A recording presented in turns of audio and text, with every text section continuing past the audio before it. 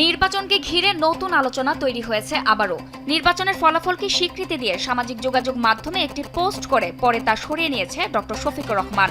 প্রথমে নিজের verified Facebook পেজে দেওয়া পোস্টে তিনি জানান, নির্বাচনে বিএনপি জোট সংখ্যাগরিষ্ঠ আসন পেয়েছে। আমরা এই ফলাফলকে স্বীকৃতি দেই এবং সাংবিধানিক প্রক্রিয়াকে সম্মান করি। তিনি আরও উল্লেখ করেন, এতে জাতীয় নির্বাচনের ফলাফল দেশের আরও জটিল রাজনৈতিক বাস্তবতাও তুলে ধরেছে। পোস্টে তিনি দাবি করেন, প্রায় 40% ভোট পেয়ে বাংলাদেশ জামায়াতে ইসলামী একটি শক্তিশালী জাতীয় শক্তি হিসেবে উঠে এসেছে।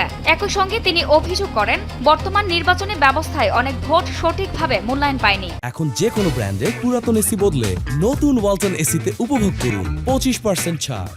কিছু আসনে অল্প ভোটের ব্যবধানে ফল নির্ধারণ হয়েছে এবং কয়েকটি আসনে ফল নিয়ে নির্বাচন কমিশনে পর্যালোচনা চলছে বলেও জানান তিনি। তিনি আরও বলেন, যেসব এলাকায় ভোট গণনা নিয়ে বিলম্ব বা অনিয়মের অভিযোগ উঠেছে সেখানে দলীয় প্রতিনিধিরা আইনি প্রক্রিয়ার মাধ্যমে পুনর্গণনার চেষ্টা করছে।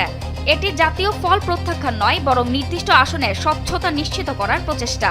পোস্টে তিনি নতুন সরকারের কাছে সংস্কার কার্যক্রম বাস্তবায়ন, আইনের শাসন বজায় রাখা এবং জবাবদিহিতামূলক আসন নিশ্চিত করার আহ্বান জানান। পাশাপাশি নির্বাচন কমিশন ও আইন শৃঙ্খলা বাহিনীকে নিরপেক্ষভাবে দায়িত্ব পালনেরও আহ্বান জানান তিনি।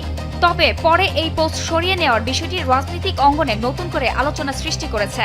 এ বিষয়ে দলটির নির্বাচন পরিচালনা কমিটির এক সদস্য জানান, পোস্ট সরানোর বিষয়ে তিনি নিশ্চিত নয়, তবে বিষয়টি খোঁজ নিয়ে জানানো হবে।